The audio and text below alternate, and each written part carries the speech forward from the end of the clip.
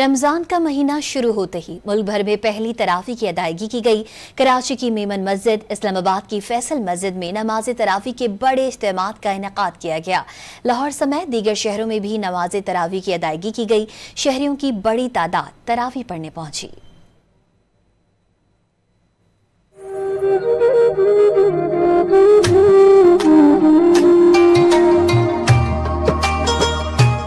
पाकिस्तान में रमजानुल मुबारक का आगाज हो गया। माह मुकद्दस का चांद देखकर लोगों ने दुआएं की। मसाजिद में नमाज तरावी का सिलसिला भी शुरू हो गया। कराची की मेमन मस्जिद को बरकी कुमकुमों से सजाया गया। शहरियों की बड़ी तादाद तरावी पढ़ने पहुंची।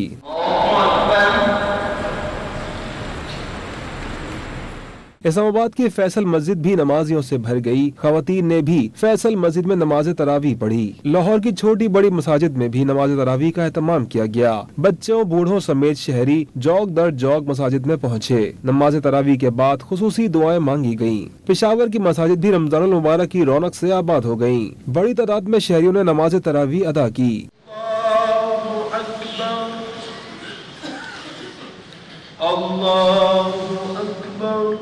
कोयटा की छोटी बड़ी मसाजिद में भी नमाज तरावी की अदायगी की गई।